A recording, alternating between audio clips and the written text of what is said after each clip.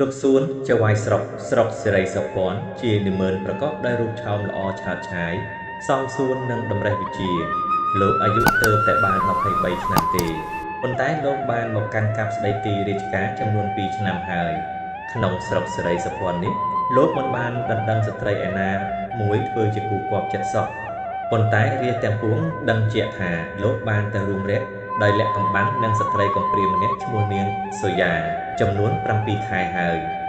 ថ្ងៃមួយលោកសួនបានទទួលសម្បត្តិពីរាជការធំដែលនៅភ្នំពេញផ្លាស់លោកទៅទីក្រុងដើម្បីទៅកាន់កាប់ទីរាជការថ្មីទៀតលោកសួនគិតថាខ្លួនអើយមកនៅស្រុកនេះចំនួន2ឆ្នាំហើយឃ្លាតចេញពីក្រុងភ្នំពេញដែលជាស្រុកកំណើតរបស់ខ្លួនហើយដែលខ្លួនមិនដែលបានទៅណាមកណាឃ្លាតយូរដល់ម្លេះសោះអ្នកម្ដាយមេម៉ាយនៅតែម្នាក់ឯងឯរាជធានីតែនឹករលឹកខ្លួនរាល់ថ្ងៃការដែលរាជការតម្រូវឲ្យត្រឡប់ទៅស្រុកវិញជាការប្រសើរណាស់លោកចៅវាយស្រុកគិតដូច្នេះស្រេចហើយក៏មានទឹកមុខរីករាយលោកសួនកំពុងតែនឹកមមីសប្បាយចិត្តដោយបានវិលផ្កាឋានមេដាស្រាប់តែភ័ក្រលោកប្រែជាស្រពោនមួយរំពេចដោយមានគំនិតមួយចូលមកលុកលុយខួរក្បាលរបស់លោកអោសូយ៉ាមាសបងឯងនាងមានផ្ទៃពោះ5ខែហើយបើបងនឹងចាក់ចោលនាងដូច្នេះយល់ថាមិនសមគួរឡើយឥឡូវបើនឹងយកនាងទៅនៅជាមួយផងយល់ថាមិនកើតទេអ្នកម្ដាយកាលតែខ្លួនចេញមកនៅស្រុកនេះបានបដិញ្ញាថាកុំឲ្យទៅយកស្ត្រីឯណាធ្វើភរិយាពីព្រោះអ្នកបានដណ្ដឹងកូនគេបញ្ចាំចិត្តទុកឲ្យហើយព្រះអើយខ្ញុំមិនដឹងគិតយ៉ាងណាទេលោកសួនយកកន្សែងតូចមួយដែលជាស្នាដៃនាងសូយ៉ាជូតទឹកភ្នែកដែលហូររឹមលោកអញ្ជើញចូលទៅក្នុងបន្ទប់មានដំណើរថេងធំធ្ងន់និងពន្ធទុកសោកនៅអាត្មាវេលានោះស្ត្រីម្នាក់ចូលមកនាងនោះមានរូបឆោមលោមពណ៌ល្អភាពជាស្រីថៃពាក់កណ្ដាលស្រីខ្មែរពាក់កណ្ដាលពោះប៉ោមបន្តិចឲ្យសម្គាល់ដឹងថានាងមានផ្ទៃពោះលោកសួនឮសូរជើងនាងដើរក៏ចេញពីបន្ទប់ភ្លាមស្ទុះទៅអោបនាងនិយាយថាសូយ៉ាមាសបងអោកម្មអ្វីរបស់យើងណោនាងសូយ៉ាញាក់ព្រឺតញ័រចំប្រប់សួរសង្សារថាអ្នកបងមានរឿងអ្វីចូលប្រាប់អូនផងអូនហើយបងនឹងឃ្លាតចេញពីនាងពុទ្ធោរាជការនឹងផ្លាស់បងទៅភ្នំពេញអូនអើយខ្លួនបងពិតមែនតែនឹងចាក់ចោលពៅប៉ុន្តែចិត្តបងប្រកាសជាចាំនៅនឹងអូនកុំកៅនាងព្រួយចិត្តពេកមិនយូរប៉ុន្មានទេគង់តែបងវិលកានអូនស្រីវិញបងនឹងលើកនាងយកឲ្យបានពេញមុខជាពំខានអ្នកបងអើយប្អូនសង្ឃឹមយ៉ាងមាំថាអ្នកច្បាស់ជាមិនភ្លេចពាក្យសន្យានឹងទេទឹកមុខនាងសូយ៉ាក្រៀមក្រំសង្ងោស្រងាត់គួរឲ្យអាណិតពេកណាស់នាងប្តីក្បាលទៅលើទ្រូងសង្សារនាងសឹកសួលអួលអាក់ហូរធ្លាក់ទឹកភ្នែកពីដួងនេត្រាទាំងគូរហាមលោកសួនយកដៃមួយចាប់ភ័ក្រនួននាងផ្ទាប់នឹងឱរ៉ាលោកដៃមួយទៀតអង្អែលកេសាស្រីពោលពាក្យលហឹមលហែមអូនពាក្យសង្សារកុំកែវគិតសង្ស័យបងស្បត់ឲ្យអូនបើបងដុតដៃឈប់អាឡ័យមិត្តនាងសូយ៉ាបានសោយសោកញញឹមស្ងួតមុខភ្លេចគិតដល់ពាក្យទំនៀមទឹកហូរមិនដែលហត់ប្រស្បត់កុំឲ្យជឿលោកសួនដោះចិញ្ចៀនពេជ្រពីដៃអូនស្អែកនេះបងនៅឃ្លាតពីនាងហើយចិញ្ចៀនពេជ្រនេះជប់អូនទុកជាតំណាងរូបបងចុះបងសូមចងជាប់នឹងចិត្តប្អូនលោកសួនមានប្រសាសន៍ដូច្នេះហើយសោកចិញ្ចៀនទៅក្នុងនាងដៃនាងសូយ៉ានាងបានរីកថ្លាមុខបន្តិចជំពូក2រំលងប៉ុន្មានខែនោះមកក្រោយពេលដែលលោកសួនវិលត្រឡប់មកធ្វើការឯភ្នំពេញនាងសូយ៉ានៅតែម្នាក់ឯងឯស្រុកសេរីសុភ័ណ្ឌនាងឆ្លងទន្លេបានបុតប្រុសមួយរូបល្អឆើតឆាយគួរឲ្យចេតនាពេកណាស់នៅពេលប្រកបឆ្មោះនាងសន្មត់នាមកូននាងហៅថាសូផាអោយើងភ្លេចនឹងនិយាយឲ្យច្បាស់លាស់រឿងនាងសូយ៉ាកំព្រានាងសូយ៉ាដូចអស់លោកអ្នកជ្រាបបន្តិចមកហើយថាជាស្ត្រីកំព្រាឥតមានមេដាបៃតាគ្រប់គ្រងនាងទេឪពុកម្ដាយនាងពីដើមជាអ្នករកស៊ីធ្វើកសិកម្មមានទ្រព្យសម្បត្តិសមគួរកាលដែលនាងសូយ៉ានៅកុមារីនៅឡើយមានមួយឆ្នាំនោះជារដូវរាំងខ្លាំងណាស់នៅក្នុងស្រុកដីគោទាំងអស់រកទឹកដក់បន្តិចគ្មានស្រូវដែលស្ទូងហើយក៏ងាប់អស់ឥតសល់វេលានោះឪពុកនាងសូយ៉ាកំពុងមានជំងឺឈឺទរន្ទរាវេទនាគ្រូឯណាមើលពុំបានសះស្បើយឡើយហេតុតែកុសលផលកម្មសាងក្រាស់ពីមុនមកឪពុកនាងក៏ទទួលអនិច្ចកម្មទៅវេលានោះនាងសូយ៉ានិងយដាកើតទុក្ខសោកសង្រេងសង្រៃអាឡោះអាល័យច្រៃពេកស្ដាយរូបបុគ្គលដែលត្រូវជាឪពុក នឹងប្តីនឹងរករបស់អ្វីដែលមានតម្លៃក្រាស់ក្រៃយកមកទិញពុំបានឡើយតាំងពីបុរសប្តីខ្សែជីវិតទៅថ្ងៃណា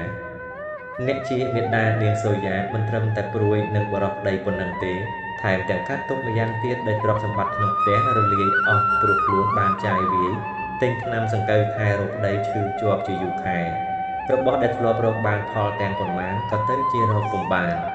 ការទុកនឹងសពធនធានជាការទ្រាំបានទេឯការទុកនឹងព្រាត់សង្សារខប់ចិត្តចេញពីខ្លួនជាទុកវេទនាខ្លាំងពន់ពេកណាស់ជនដែលមានចិត្តទន់ជួនកាលទៅជាឈួតលេលាក៏មានជួនកាលទៅជាការទុកស្គមរីរៃលូកខ្សែជីវិតក៏មានឯមេដានាងសូយ៉ាណាមួយព្រួយនឹងប្តីណាមួយព្រួយនឹងបងធនធានដោយមិនបានស្វែងរកព្រះធម៌សង្វេគមកដាស់តឿនចិត្តអ្នកក៏មានទុកខ្លាំងពេកណាស់ទៅជាឈឺគួរឲ្យអនិច្ចាដល់សូយ៉ាស្ត្រីណាស់ឪពុកនាងស្លាប់មិនទាន់បានប៉ុន្មានខែផងស្រាប់តែម្ដាយនាងមានជំងឺឈឺមកទៀតបើក្រៅអំពីនាងកម្រមានស្ត្រីឯណាអាយុ12ឆ្នាំចេះមើលថែរក្សាទ្រព្យសម្បត្តិបីបាច់រក្សាជំងឺអ្នកមានគុណដូចនាងទេម្ដាយនាងឈឺពេញ10ខែស្រែនាងទាំងប៉ុន្មាននាងលក់មើលរោគម្ដាយនាងអស់ប៉ុន្តែរោគនោះពុំបានជាស្រឡះឡើយបន្តិចឃើញថាក្រំបើបន្តិចរឹតឡើងវិញថ្ងៃមួយជំងឺឈឺរឹតតែខ្លាំងឡើងនាងមានសេចក្តីភិតភ័យជាខ្លាំងបន្តិចមកជំងឺនោះលោបែរជាស្រួលវិញស្រួលលើសពីដើមផងនាងមានចិត្តត្រេកអរអាណ័យពេកភ្លេចគិតធៀបមើលនឹងពន្លឺភ្លើងចង្កៀងប្រេងកាតវេលាដែលនឹងអស់ប្រេងដែលមានអណ្ដាតតិចហើយមុននឹងរលត់ស្ងាត់សូរបែរជាមានសន្ទុះភ្លឺខ្លាំងមួយផ្លែគួរឲ្យជឿជាក់ថាលែងរលត់វិញប៉ុន្តែសេចក្តីសង្ឃឹមនៅមិនបានយូរអង្វែងទេចង្កៀងគ្មានប្រេងឲ្យឆេះឯណាបានម្ដាយនាងសូយ៉ាបន្តិចមកចោលកម្មវិជ្ជវិទ្យាវាជីវិតស្លាប់មួយរំពេចពុទ្ធោពុទ្ធោគួរឲ្យអាសូយ៉ាណាស់នាងយំសោកបោកខ្លួនមានទុក្ខវេទនាជាខ្លាំងតាំងតែអំពីថ្ងៃនោះមកនាងទៅជាកុមារីកំព្រាឥតញាតិមួយក្រោយមកនាងចូលទៅជ្រឹកកោនពួនអាត្មានៅផ្ទះអ្នកជិតខាងម្នាក់ដែលជាអ្នកមានធម៌សប្បុរសលោកអាយុ17ឆ្នាំលោកចៅវាយសួនបានទៅនិយាយលួងលោមនាងលួចប្រតិព័ទ្ធដោយចិត្តនឹងចិត្តនាងសូយ៉ានឹកសង្ឃឹមញញឹមទុកថាខ្លួនទៅមុខនឹងបានក្រាន់បើពីព្រោះនាងជឿជាក់ពាក្យលោកសួនពីរសឈ្ងុយឆ្ងាញ់ចុកក្នុងប្រជានាងអោស្ត្រីក្មេងល្ងងទាំងឡាយអើយលោកអ្នកអានប្រហែលជ្រាបយល់បន្តិចហើយរឿងនាងសូយ៉ាកំព្រាក្រោយដែលយើងពណ៌នាយ៉ាងខ្លីមកឥឡូវយើងសូមថ្លែងតក្រោយដែលនាងសម្រាលបានកូនប្រុសរូបល្អសំសួនគ្រប់តែមេដាក្នុងលោកកូនរបស់ខ្លួនជាទ្រព្យថ្លៃវិសេសដែលមិនចង់ឲ្យរបេះឃ្លាតពីខ្លួននាងសូយ៉ាក៏ជាមេដាដូចមេដាឯទៀតដែរប៉ុន្តែចិត្តស្នេហានាងលើរូបទារកច្រើនខ្លាំងលើសចិត្តមេដាឯទៀតបន្តិចកូននាងគឺឪពុកនាងកូននាងគឺម្ដាយនាងកូននាងគឺសង្សារនាងក៏ពីព្រោះតែនាងបានកូននេះហើយបានជានាងភ្លេចគិតពីខ្លួននាងប្រត់ឪពុកប្រត់ម្ដាយប្រត់សង្សារនៅឯកោអនាថាកណ្ដាលលោកនេះតាំងតែពីគេផ្លាស់លោកសួនទៅភ្នំពេញវិញនាងសូយ៉ាមិនដែលបានទទួលសម្បត្តិអ្វីមួយបន្ទាត់សោះនាងក៏ទ្រាំនៅតែម្នាក់ឯងនឹងកូនគប់ជួនជាវេលាមួយស្ងាត់នាងដាក់កូនប្តីក្នុងអង្រឹងច្រៀងបំពេសុផាកូនណាយកូនកេងទៅកូនពៅអាណិតតែមេដាព្រួយចិត្តខ្លាំងណាស់ព្រោះឪបាចោលម្ដាយកំព្រាតែនឹងថ្លៃមិនដឹងកាលណាគេនឹងមកឃើញមុខពន្លកកូនពិសីបើមិនមកទេម្ដាយនឹងខ្សែព្រោះនៅធ្វើអ្វីអាសោចគេបើមិនមកទេម្ដាយនឹងស្លាប់ចោលប្រុសចំណាប់អ្នកមាសមេអាសូរកូននៅតូចម្លេះទេធ្វើម្ដេចបុពេពីព្រេងនាយព្រោះនៅធ្វើអ្វីរូបឥតខប់សួរស្លាប់នៅគប់រូបរលាយទុកនឹងរលត់បាត់ពីម្ដាយសោះម្ដាយនឹងឆ្ងាយឆ្ងាយពីថ្លៃបើគុំតែម្ដាយបានប្រស្ងួនរំងាប់ទួនទុកម្ដាយក្រៃកុំអីម្ដាយអ្នកនឹងប្រឡ័យជន់ឲ្យខ្សិនខ្សៃឥឡូវហើយសុផាអ្នកគេងលក់ញញឹមដូច្នេះទុកម្ដាយស្បើញញឹមទៀតទៅពៅម្ដាយហើយអោកូនម្ដេចឡើយចង់យំអីបាទនៅពេលដែលនាងនឹងច្រៀងបញ្ចប់ឃ្លាខាងក្រោយទីរត់ដែលកំពុងដេកលក់ញញឹមប្រែជាចង់យំវិញនាងរៀបតែនឹងស្ទុះត្រកងលើកូន3ស្រាប់តែកូនខ្ចីលែងយំវិញបែរជាដេកលក់ស្រមុកប្រងើយនាងយល់កូននឹកសោកគ្រប់ទឹកភ្នែកនាងហូរសស្រាក់ធ្លាក់មកលើកន្ទេលសេចក្ដីភ្លេចស្មារតីលុះត្រាតែកូនខ្ចីស្រែកយំឡើងម្ដងនេះកូនយំមែនតែនទើបនាងដឹងខ្លួន លើត្រកងដាក់លើដៃអង្រួនរួមលោបន្លែបន្លប់សពគ្រប់ក្សិននោះស្ត្រីម្នាក់បានឡើងមកឲ្យដំណឹងនាងថាសង្សារនាងគេមានប្រពន្ធថ្មីទៀតហើយសូយ៉ាគ្រាន់តែឮពាក្យប៉ុណ្ណឹងស្រែកត្រហោយងមួយរំពេចនាងពួកទ្រូងភងគ្មានប្រណីពួលស្ទះឈាមរត់ក្នុងសរសៃទន់ក្បាលជង្គង់ទៅជាខ្យល់កចាប់ដួលស្រុបភ្លៀងពុទ្ធោអើយនៅក្នុងលោកយើងនេះមនុស្សមានច្រើនអ្នកណាស់ដែលបានធ្វើបាបស្ត្រីក្រមុំស្ត្រីខ្លះក៏ទទួលកម្មដូចគ្នាខ្លះក៏ខុសពីគ្នាប្រុសខ្លះទៅបង្ខូចកូនក្រមុំគេគ្រាន់តែជាលបែងបន្តិចបោះបង់គ្នាចោលចេញស្ត្រីនោះទៅជាអសោចគេត្រូវពាក្យដំណៀលគេដៀលគ្រប់មាត់មេបាបងអូនឈប់រាប់អានសេចក្តីកំហឹងចូលមកដល់ហើយដោយសារខ្លួនជាស្ត្រីខ្ចីគំនិតគិតមិនវែងក៏បណ្ដោយខ្លួនទៅជាតែតោងដើរលេងសាយខូចលាក់ខ្លះទៅជាឈឺរីងរៃខ្លះទៀតបំផ្លាញជីវិតបងវេលាដែលខ្យល់កចាប់នាងសូយ៉ាដួលស្រុបទៅលើព្រះធរណីអ្នកស្រុកផ្អើលឆោឡោរត់ច្រវាក់មកជួយយកអាសាននាងខ្លះចាប់ចងខ្លះកោសខ្លះឲ្យថ្នាំហិតបន្តិចមកនាងមានកម្លាំងងើបដើរបានគួរឲ្យអាសូរនាងណាស់ជំហានដែលនាងបោះឈានមួយមានដំណើរធ្លីងធ្លោគុណមើលទៅមុខនាងខ្មៅអែទឹកភ្នែកហូររហាមកម្មអើយនាងសូយ៉ាតាំងតែពីថ្ងៃដែលខ្យល់ចាប់នាងមានជំងឺមួយមកចាប់នាងជាប់គឺទឹកដោះនាងឈប់ចេញដៃជើងនាងហើមបរិភោគអាហារអ្វីពុំបានចាស់ក្នុងភូមិដឹងរាល់គ្នាថានាងឈឺទាស់សុផាកូននាងឲ្យគេចិញ្ចឹមជួសនាងលុះប៉ុន្មានខែក្រោយមកនាងក៏លាចាកឋានលោកយើងទៅ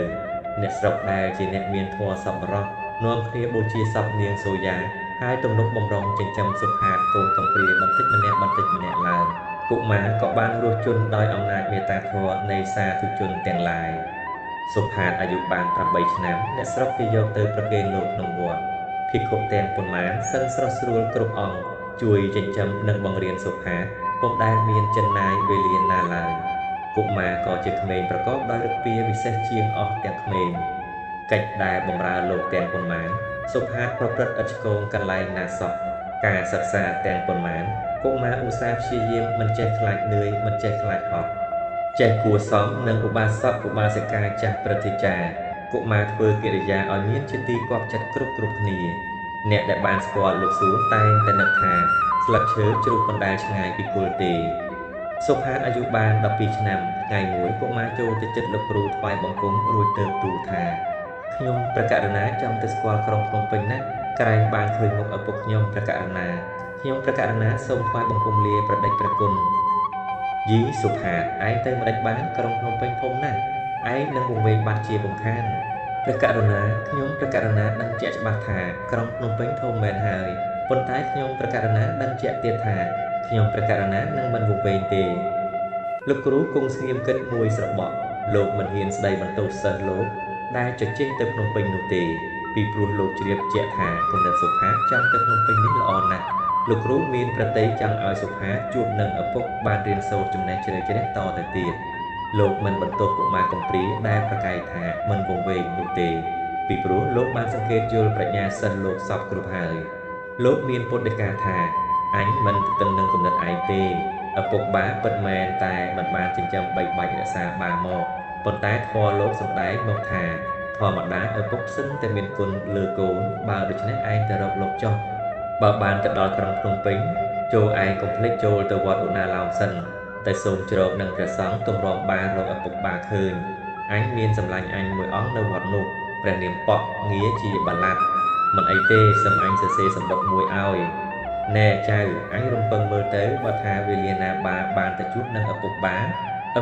ច្បាស់ជាឲ្យបារៀនវិជ្ជាសំខាន់អ្វីហើយបើដូច្នេះចូលបាចាំស្ដាប់ពាក្យអញនឹងទូមានជាអវសានកាលនេះនាងឪពុកម្ដាយគឺដើមគោលគោរពនៃយើងនៅក្នុងលោកនេះអ្នកត្រូវតែគោរពលោកដូចអ្នកគោរពព្រះពុទ្ធអង្គនាងទ្រព្យដែលមានតម្លៃបំផុតគ្មានអ្វីជាជាងចំណេះទេចូលអ្នករកទ្រព្យនេះឲ្យបានប្រពន្ធដែលល្អបំផុតគឺប្រពន្ធដែលស្រឡាញ់នាងកាលនាងកំពុងក្រលំបាកពាក្យអញខ្លីៗនេះឯងដែលមានប្រាជ្ញាវៀងវៃច្រើនល្មមគិតឃើញវែងឆ្ងាយហើយមានព្រះពុទ្ធដីកាតែប៉ុណ្ណោះលោកគ្រូទ្វាកូនសម្បត្តិមួយទើបលោកនិមន្តទៅចាក់ទូតូចយកក្រដាស់ប្រាក់5រៀលនិងកូនកញ្ចប់តូចមួយហុចឲ្យសុផានាងនេះសម្បត្តិឯងយកទៅប្រគេនលោកបាឡាប៉ក់ នេះសហុយឡាននេះទៀតគឺចិញ្ចៀនគេពីម្ដាយឯងទ្រព្យគេនេះខ្មោចម្ដាយឯងមុននឹងស្លាប់បានផ្ដាំឲ្យឯងទុកឲ្យជាប់នឹងខ្លួន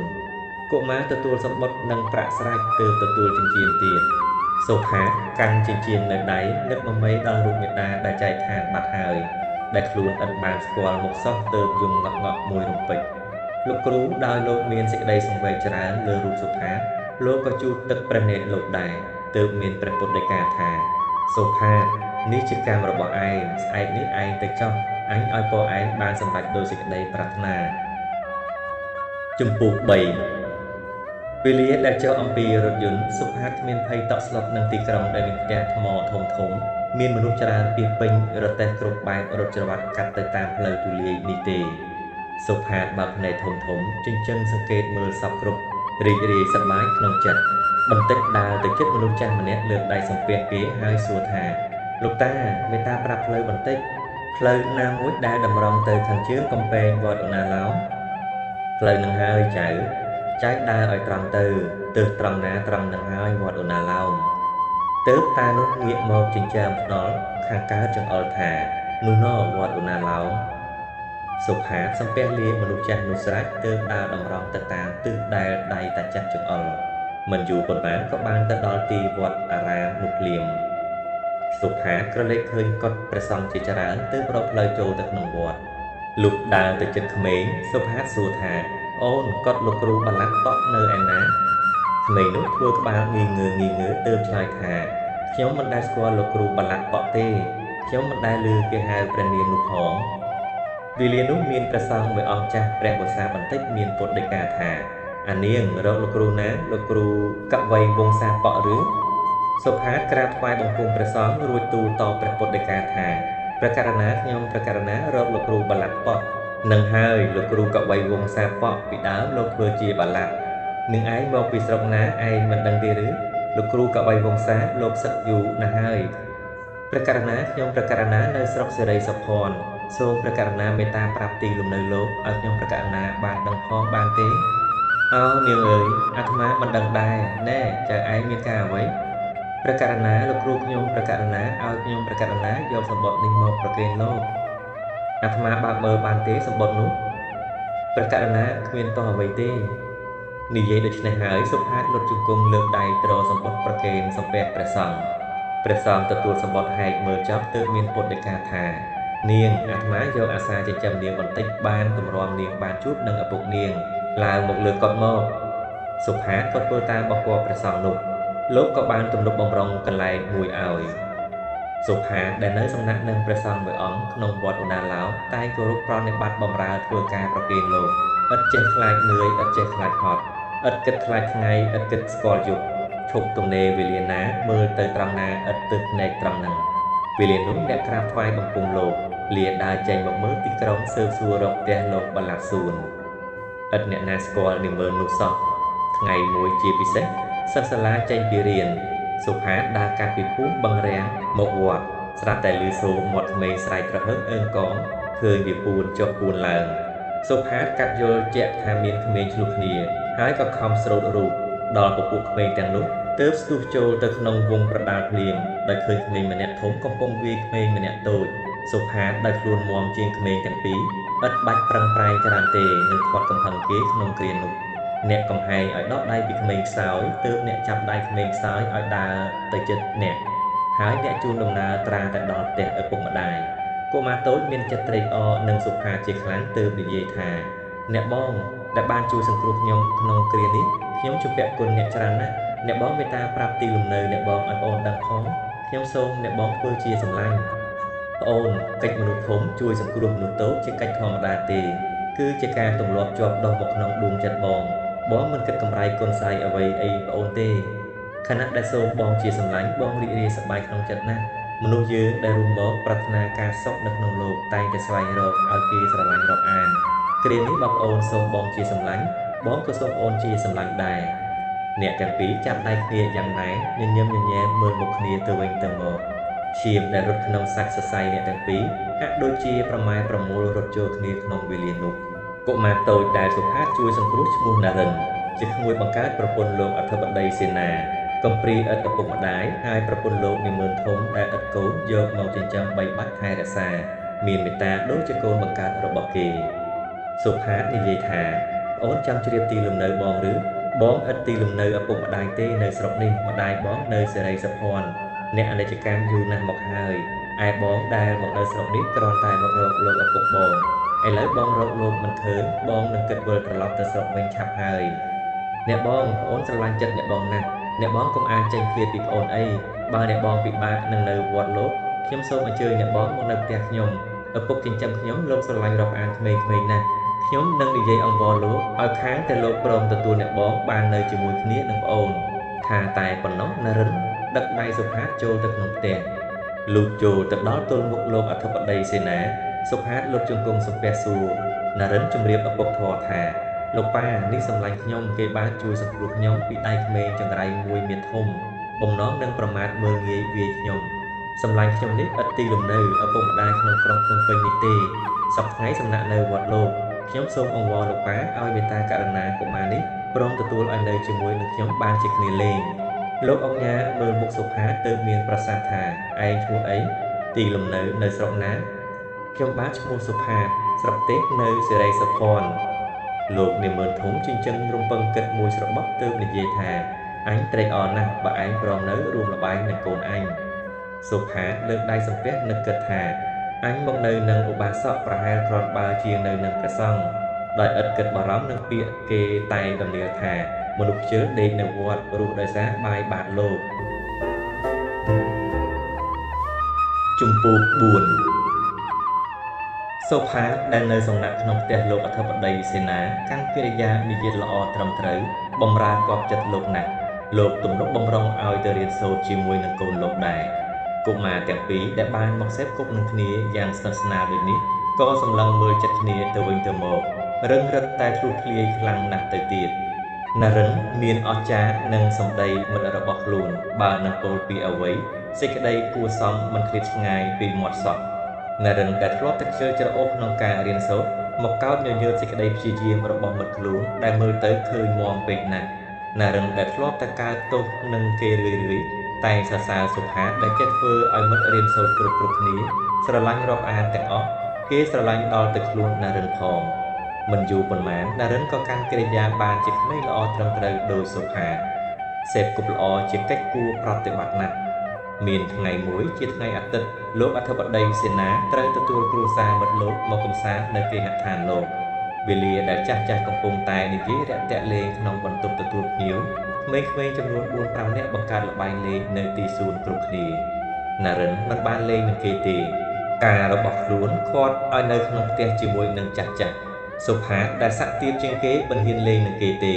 អ្នកធ្វើការរបស់អ្នកដែលអ្នកធ្លាប់តែធ្វើគ្រប់តែថ្ងៃឈប់រៀនគឺមើលថែទាំសួនច្បារកូនក្មេងដែលលេងទាំងប៉ុន្មានមានសម្លៀកបំពាក់ល្អណាស់បាវស្រីប្រុស 3-4 នាក់ថែរក្សាប្រុងប្រយ័ត្នខ្លាចគ្រោះកាចអ្វីមកទង្គិចកូនចៅវាយនាយរបស់ខ្លួន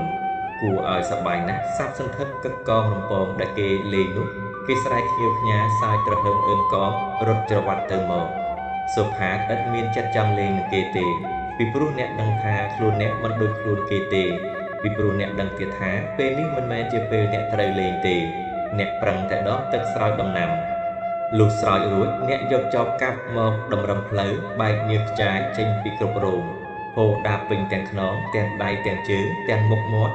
អ្នកមិនមែនឥតសប្បាយទេអ្នកសប្បាយនឹងឃើញករណីយកិច្ចរបស់អ្នកបានបំពេញយ៉ាងគ្រប់គ្រាន់អ្នកសប្បាយនឹងនឹកឃើញថាញើសដែលចេញពីសារពាង្គកាយអ្នកមិនមែនចេញឥតប្រយោជន៍ទេគ្រានោះក្មេងម្នាក់ក្រឡេកឃើញសុផាតដែលស្លៀកក្រមារុំសឹងតែមិនចិត្តពាក់កណ្ដាលខ្លួនញើសក៏ក្អៀកគួរឲ្យធំក្លិនស្អុយឆ្អែតណាស់ហើយមានភាពជាមនុស្សទៀបថោកក៏យកដុំដីដុំគ្រួសចោលសុផាតលេងជាល្បែង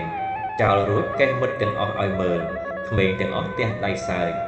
សុផាតស្រែកប្រាប់ថាកុំចោលខ្ញុំឈឺណាស់ក្មេងទាំងអស់មិនព្រមស្ដាប់រត់តែនាំគ្នាគប់ច្រានឡើងហើយរត់តែទះដៃខោខ្លាំងណាស់ទៅទៀតសុផាតទ្រាំមិនបានស្ទុះដេញកម្លាក្មេងទាំងនោះចេញនិយាយពីបាវព្រាវ 3-4 នាក់លុះក្រឡេកឃើញសុផាតដេញកូនចៅវាយរបស់ខ្លួនក៏ព្រួតគ្នាចាប់សុផាតវាយយកខ្សែមកចងបំណងនឹងនាំយកទៅជម្រាបចៅវាយខ្លួនសុផាតហើបមាត់នឹងពន្យល់ការគេតាមដំណើរទំនងពុំបាន តែហាមាត់ភ្លាមគេទះកំភ្លៀងភ្លាមបើម្នាក់និយាយថាអាតបនឹងកូនលោកឬបើម្នាក់ទៀតថាអាស្គាល់កូនលោកទេ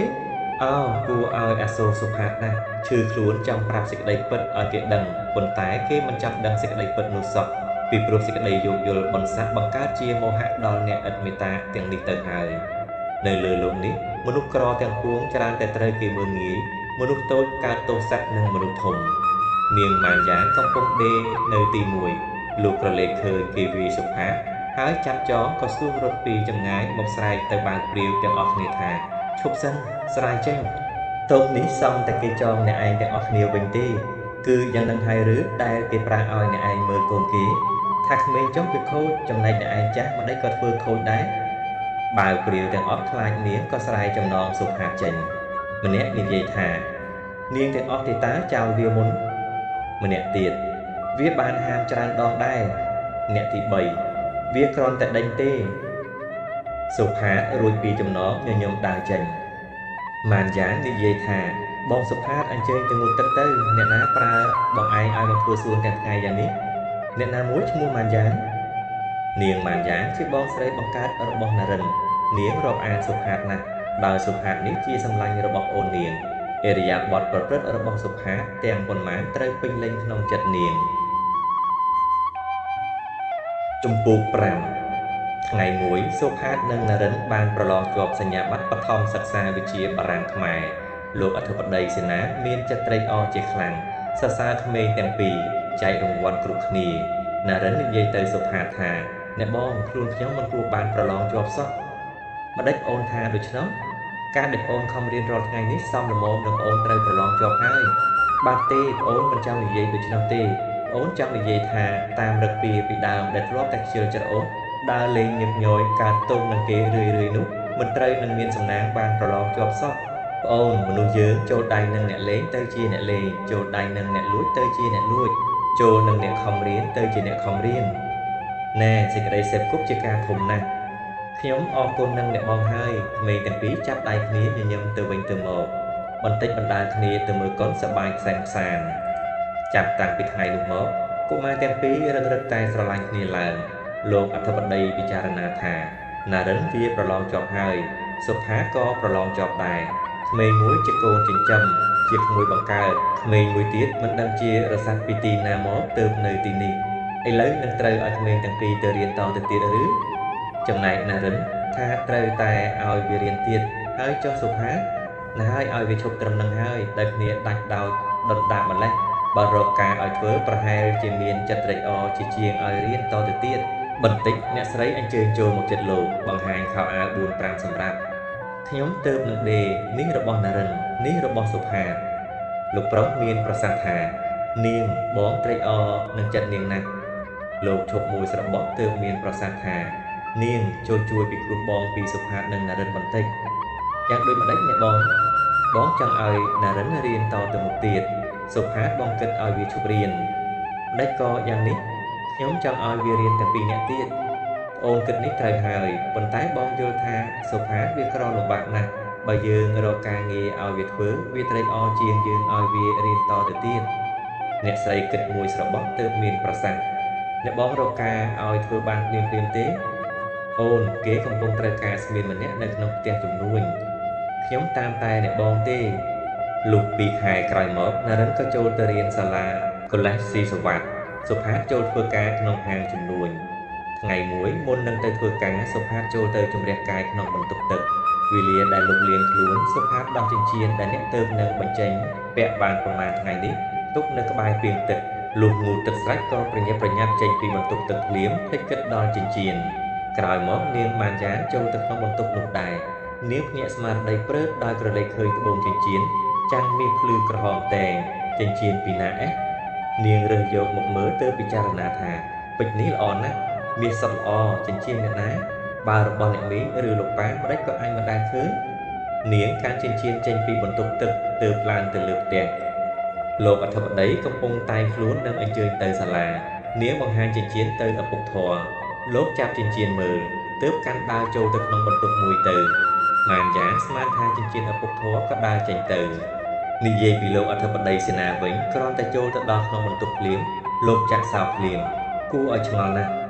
មុខលោកក្រៀមក្រំមួយរំពេចដៃទាំងពីរដាក់លើដើមទ្រូងភ្នែករលីងរលោងសម្លឹងទៅក្រៅតាមបង្អួចមើលទៅមេឃហើយងាកមកក្នុងបន្ទប់វិញដាក់ចិញ្ចៀនទៅលើបាតដៃមានប្រសាសន៍ខ្សឹបខ្សឹបល្មមតែលឺម្នាក់ឯងអោចិញ្ចៀនអើយចិញ្ចៀននេះគឺចិញ្ចៀនអញចិញ្ចៀនដែលអញឲ្យទៅសូយ៉ាអោសូយ៉ាមានបងហើយនាងនៅទីដដែលទេឬហេតុម្ដេចក៏ចិញ្ចៀនមករកបងឃើញខ្លួននាងម្ដេចក៏មិនឃើញបន្តិចលោកអញ្ជើញចេញមកក្រៅហៅនាងម៉ាន់យ៉ាមកជិតទើបសួរថាកូនស្រីឯងយកចិញ្ចៀននេះពីណាមកចាកូនរើសបានក្នុងបន្ទប់ទឹកកូនដឹងថាជាអ្នកណាយកមកទុកនៅទីនោះទេចាស់ទេកូនឥតឃើញអ្នកណាម្នាក់ទេចិញ្ចៀននេះផ្លេចចោលនៅទីនោះកូនបានឃើញអ្នកណាចូលក្នុងបន្ទប់ទឹកទេចាស់កាលដែលកូនចូលនេះសុផាទើបតែចេញមកអរគុណហើយកូននាងម៉ានយ៉ាលាឪពុកចុះទៅដីលោកអធិបតីគិតថាសុផាវាជាកូនអញពិតវាថានៅសេរីសភ័ណ្ឌគឺស្រុកប្រពន្ធអញខ្ញុំភ្លេចជម្រាបអ្នកអានសៀវភៅទាំងអស់ឲ្យបានជ្រាបលោកអធិបតីមាននាមឈ្មោះសួនពីដើមធ្វើបាឡាត់នៅស្រុកសេរីសភ័ណ្ឌទើបផ្លាស់មកភ្នំពេញវិញ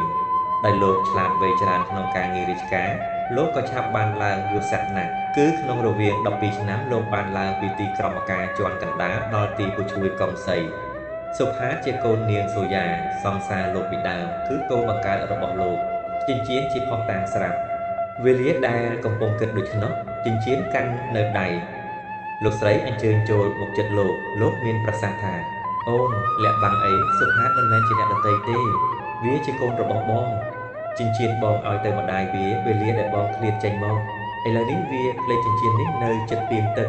ម៉ានយ៉ានរើសយកមកឲ្យបងបានដឹងដំណឹងសពគ្រប់ហើយបងនឹងបណ្ដុះបណ្ដាលវាឲ្យសោះជាកូនរបស់បងតើអូនយល់ដូចម្ដេចភរិយាលោកអធិបតីសេនាស្ដាប់លោកមានប្រសាសន៍ដោយស្ងាត់ស្ងៀមក្រោយមកទើបមានវាចាថាអ្នកបងកូនអ្នកបងក៏កូនខ្ញុំមានកូនឯខ្ញុំនេះសុផាតពីដើមមកក៏ខ្ញុំរាប់អានវាដូចជាកូនចិញ្ចឹមដែរបើឥឡូវនេះអ្នកបងជ្រាបជាក់ថាវាជាកូនបងពិតខ្ញុំអរណាស់ហើយយើងនាំគ្នារត់តែស្រឡាញ់វាឡើងលោកអធិបតីស្ទុះទៅអោបប្រពន្ធដោយត្រេកអរខ្លាំងទើបមានប្រសាសន៍ថាប្អូនបងខ្លាចចិត្តអូនឯងណាស់បងសូមសរសើរចិត្តអូនបងមិននឹកស្មានថាអូនមានចិត្តដល់ប៉ុណ្ណោះទេលោកស្រីញញឹម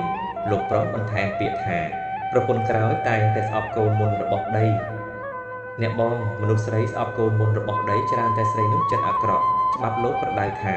ប្រពន្ធគ្រប់លក្ខមិនដែលបង្អក់ចិត្តប្តីគិតត្រូវទេយើងឥតកូនមួយថ្មីបើសុផាតជាកូនរបស់ប្រពន្ធអ្នកបងមុនបើអ្នកបងស្រឡាញ់វាខ្ញុំក៏ស្រឡាញ់វាដែរលោកអធិបតីរីករាយសប្បាយចិត្តជាខ្លាំងនឹងភរិយាលោកដែលមានគំនិតល្អទើបលោកមានប្រសាសន៍ថាអូនបងអរគុណនឹងឯងហើយប៉ុន្តែឯងកុំភ្លុយរឿងនេះប្រាប់សុផាតឲ្យវាដឹងខ្លួនកុំប្រាប់អ្នកឯណាឲ្យសោះបងនឹងធ្វើកិច្ចមួយឲ្យសុផាតវាសមស័ក្តិជាកូនបងទៅថ្ងៃមុខមានវាចាតែប៉ុណ្ណេះលោកលាលោកស្រីអញ្ជើញចុះទៅធ្វើការភ្លាមពេលដែលលោកអញ្ជើញមកពីសាលាវិញសុផាតក៏ត្រឡប់មកពីធ្វើការវិញដែរលោកអញ្ជើញចុះទៅក្រោមផ្ទះអើតមើលទៅក្នុងបន្ទប់សុផាតឃើញសុផាតកំពុងតែអង្គុយត្របំក្បាលជង្គង់មុខក្រៀមផ្អែកលោកសួរថាសុផាតឯងមានបាត់អ្វីទេសុផាតភ្ញាក់ព្រឺតយកដៃមកជូតភ្នែកទើបលើកដៃទាំងពីរសំពះជម្រាបលោកថាព្រះបាទម្ចាស់ខ្ញុំប្របាទបាត់ចិញ្ចៀនគេពីខ្មោចម្ដាយខ្ញុំបាទលោកបង្ហាញចិញ្ចៀននឹងឬសុផាតរីកមុខសំពះព្រះបាទនឹងហើយលោកឲ្យចិញ្ចៀនទៅសុផាតទើបមានប្រសាសន៍ថាបើម្ដាយឯងជាអ្នកក្រម្ដេចមានចិញ្ចៀនមានតម្លៃដូច្នេះព្រះបាទគឺចិញ្ចៀនគេឪពុកខ្ញុំបានធ្វើបាឡាត់លោកអធិបតីឈរស្ងៀមដាក់ទឹកមុខទើបមានប្រសាសន៍ថាសុផាតអញអាណិតឯងណាស់តាំងតែពីស្អែកនេះតទៅអញចង់ឲ្យឯងទៅរៀនតទៅទៀតតើឯងសុខចិត្តទេព្រះបាទម្ចាស់ខ្ញុំព្រះបាទតាមតែប្រដេចព្រះគុណមេត្តាករុណាចុះអញនឹងឲ្យឯងទៅរៀនជាមួយនរិនទៀតអញមិនចង់ឲ្យឯងដេកនៅក្រោមផ្ទះទេអញមិនចង់ឲ្យឯងបរិភោគអាហារជាមួយនឹងបាវព្រាវដោយសពកាលទេតាំងពីថ្ងៃនេះទៅអញឲ្យបន្ទប់ឯងមួយនៅលើផ្ទះឯងបរិភោគអាហារជាមួយនឹងអញជួបជុំជាមួយនឹងប្រពន្ធកូនអញទាំងអស់ព្រះបាទខ្ញុំបាទមិនស័ក្តិសមនឹងនៅលើផ្ទះទេបរិភោគជាមួយប្រដេចព្រះគុណទេកម្លាំងទៀតដែលប្រដេចព្រះគុណចំណាយមកលើខ្ញុំសប្តាហ៍នេះក្រាស់ក្រែលណាស់ទៅហើយខ្ញុំព្រះបាទសូមឲ្យប្រដេចព្រះគុណអភ័យទោសសុផាតឯងមិនត្រូវប្រកែកនឹងចិត្តសទ្ធារបស់អញទេសុផាតលើកដៃសំពះមិនហ៊ានចេញវាចា លោកអធិបតីអញ្ជើញឡើងទៅលើផ្ទះបន្តិចនរិននិងបាវម្នាក់ចុះពីលើផ្ទះញញឹមញញែមនរិនទឿនសុផាតថាលោកប៉ាឲ្យបងប្រញាប់ជញ្ជូនអីវ៉ាន់ឡើងទៅលើផ្ទះគេបោះជ្រះក្នុងបន្ទប់ស្រេចហើយទើបនិយាយទៅបាវជ័យឯងជួយជញ្ជូនអីវ៉ាន់បងសុផាតផងលើកហាប់នេះទៅមុនទៅបាវក៏ធ្វើតាមបង្គាប់វេលាដែលសុផាតកំពុងមូលកន្ទេលបត់ខោអាវចងសៀវភៅនរិនស្ទុះទៅស្រ័យមុំប្រមូលខ្នើយបន្តិចអ្នកទាំងពីរជញ្ជូនអីវ៉ាន់ឡើងដល់ទៅលើផ្ទះសុផាតភ្ញាក់ខ្លួននៅបន្ទប់ថ្មីនៃខ្លួនដែលនរិនបង្ហាញគឺបន្ទប់តូចច្រឡឹងបោសស្អាតបាតមានគំនូរផ្សេងជាប់នឹងជញ្ជាំងក្រែដេកតូចល្មមមានមុំក្របពីលើមានពូកប្រកបដោយកម្រាលសសុទ្ធនៅលើនោះមានផ្នែកអោបផ្នែកកើយផ្នែកកងជាប្រដាប់សម្រាប់សម្រួលកាយកូនទូតូចមួយសម្រាប់ដាក់សម្លៀកបំពាក់ផ្អែកនៅជញ្ជាំងចុងជើងកូនទូតូចមួយទៀតដែលសម្រាប់ដាក់សៀវភៅមានទ្វារកញ្ចក់សម្លក់មុខទៅរកទូមួយទៀតកូនតុសរសេរមួយហើយនឹងកៅអីពីរនៅជាកណ្ដាលលោកអធិបតីចូលមកសុផាតបន្ទប់នេះគឺបន្ទប់ឯងការរចនាឲ្យបានរុងរឿងស្រេចនៅលើចិត្តបាស្រាប់អញរៀបប្រដាប់ឲ្យឯងឲ្យបានស្រួលដួលនេះគឺអញនឹកសង្ឃឹមថាឯងគង់តែនឹងបានរៀនសូត្រកើនទៅមុខទៀតគុំខានលោកមានប្រសាសន៍តែប៉ុណ្្នឹងរួចក៏អញ្ជើញចេញទៅវិញភ្លាមវេលានរិនជួយរៀបបន្ទប់ឲ្យមិត្តស្រេចនរិនក៏លាសុផាតទៅទីអាត្មាវិញទៅសុផាតនៅតែម្នាក់ឯងសេចក្ដីគិតថាខ្លួនអញអើយចំជាមានភ័ព្វមានសំណាងមែនដោយមកបានជួបនឹងអ្នកមានចិត្តសប្បុរសដល់ម្លេះអើគេទំនុកបំរុងអញយ៉ាងនេះគឺគេធ្វើឲ្យអញសប្បាយចិត្តនិងបានថ្លាប្រាជ្ញាក្នុងការរៀនសូត្រដូច្នេះគូអញមិនត្រូវធ្វើប្រហែសមួយវេលាឡើយនឹងបំពេញកិច្ចគេសូមឲ្យគុណបុណ្យព្រះពុទ្ធព្រះធម៌ព្រះសង្ឃជួយលោកចៅវាយខ្ញុំនេះឲ្យបានសេចក្តីសុខចម្រើនគ្រប់ប្រការតាំងពីថ្ងៃនោះមកសុផាតបានព្រួយក្នុងចិត្តជាខ្លាំងសិស្សសាលាកុលេសស៊ីសវ័តពីរអ្នកសុផាតនិងនរិនជាអ្នកខំរៀនណាស់ការដែលត្រូវដាក់ឲ្យធ្វើទាំងប៉ុន្មានអ្នកទាំងពីរធ្វើបានហើយល្អដោយផ្សេងពីគ្នាមេរៀនទន្ទិញគ្រប់បែបអ្នកទាំងពីរតែងចាំស្ទាត់រត់មាត់តាំងពីផ្ទះរាល់គ្នាពេលបរិភោគអាហារលោកអធិបតីសេនាហៅសុផាតឲ្យមកជួបជុំនឹងលោកព្រមទាំងប្រពន្ធកូនលោកទាំងអស់នាងម៉ានយ៉ាចេះតែលោកសម្លឹងចិញ្ចឹមក្នុងចិត្តសុផាតពន្លឺសេចក្តីស្នេហានាងលើសុផាតបានពន្រាយក្នុងដួងចិត្តនាងពេលនឹងម៉ានយ៉ាអាយុ17ឆ្នាំសុផាត18ឆ្នាំចូលលោកអ្នកជួយពិចារណាមើលចុះមនុស្សភេទទីតីពីគ្នាអាយុហៅថាកំពុងពេញបើផ្កាហៅថាកំពុងរីកបើដើមឈើហៅថាកំពុងលូតលាស់ល្អបើមានលំនៅចិត្តគ្នាក្រឡេកឃើញគ្នាទៅវិញទៅមករាល់ថ្ងៃមួយសម្លឹងទៅមួយក៏ឃើញឥតឆ្កងរៀងខ្លួននោះនឹងចាប់ចិត្តរកគ្នាទៅវិញទៅមកជាពុំខានសុផាតក៏មានគំនិតគិតគួចមេត្រីលើកល្យានស្ត្រីដែរជំពូក6សុផាតមានរូបជាកំឡុះមួយមានក្រអាយមុខមូលមានឈាមស្រស់ស្រគាំសមសួននឹងវងសក្តាសម្លៀកបំពាក់មិនបានជាមានតម្លៃច្រើនទេប៉ុន្តែអ្នកទាំងឡាយមើលទៅត្រូវចិត្តនឹងសមនឹងស្អាតចុះរបៀបគ្រប់បទមានស្ត្រីក្រមុំជាច្រើនចាប់ចិត្តនឹងអ្នកនាងអ៊ូរីដែលជាកូនក្រមុំរបស់អ្នកជិតខាងមួយរូបនៃលោកអធិបតីសេនាមានចិត្តប្រាថ្នាលើរូបសុផាតជាច្រើនសុផាតឥតដឹងខ្លួនបន្តិចសោះសុផាតបានរាប់អាននិយាយស្ដីដោយសមគួរនឹងនាងអ៊ូរីដែរថ្ងៃមួយវេលាដែលនាងអ៊ូរីនិយាយសើចលេងពីរឿងផ្សេងនឹងសុផាតនាងអ៊ូរីហុចកូនកន្សែងតូចមួយទៅសុផាតទើបនិយាយថាខ្ញុំសូមជូនកន្សែងតូចនេះទៅបងសុផាតទទួលកន្សែងធ្វើជាសង្កេតមើលសពគ្រប់ញញឹមជញ្ជក់មាត់កន្សែងនេះស្រឡាញ់តែចរចាក់មានថ្នាក់ល្អណាស់បើម្លេះហើយខ្ញុំប្រយ័ត្នមិនឲ្យបាត់ទៅណាទេសម្ដីសុផាតជាពាក្យត្រង់ពិតប៉ុន្តែនាងអ៊ូរីយល់ថាជាពាក្យលេបខាយយ៉ាងគួររបស់ប្រុសប្រសើរនាងអ៊ូរីស្មានថាសុផាតចងចិត្តនឹងនាងលុះពេលយប់ស្ងាត់នាឡិកាវាយម៉ោង12នៅក្នុងភូមិស្ងាត់ឈឹងអ្នកស្រុកដែលនឿយធ្វើការរកស៊ីពីថ្ងៃក៏នាំគ្នាសម្រាកខ្លួនពួនអាត្មានឹងត្រាលក់ស្រមុកលាន់ក្នុងផ្ទះរាល់រូបនៅផ្លូវភ្លើងអគ្គិសនីប្រងព្រាតខ្ទាតពន្លឺចោលទទេជួនកាលមានរទេះមួយរត់យឺតដោយអ្នកអស់កម្លាំងខ្លាំងពេកណាស់ព្រះច័ន្ទរះចិញ្ចែងចាំងរស្មីច្រាលមកលើពោធិ៍ធាដើមព្រឹក្សាសិនស្រងាត់មានសពសត្វរតិចរទាំងហើរទៅនៅពេលយប់ស្ងាត់ដូចនេះរាគតណ្ហាតែងធ្វើឲ្យងងឹតងងល់សត្វក្នុងវដ្តសង្សារផ្ទះលោកអធិបតីសេនាមិនទាន់ស្ងាត់នៅឡើយនៅក្នុងបន្ទប់សុផាតភ្លើងផ្លុំចោលពន្លឺមកខាងក្រៅសិស្សសាលាកុលេសស៊ីសវ័ត កំពុងនាំគ្នាពីអ្នកបង្ហាញការរៀនដែលគ្រូដាក់ឲ្យធ្វើបន្តិចនរិនលាសុផាតចូលទៅបន្ទប់ដេកនៃខ្លួនសុផាតកំពុងតែអង្គុយជ្រងើមើលសិភៅតែម្នាក់ឯងលុះឮសូរជើងគេដើរព្រឹបក៏ស្មានថាជាដំណើរនរិនស្រាប់តែងាកមើលឃើញរូបស្រីក្រមុំម្នាក់នៅបង្កើយ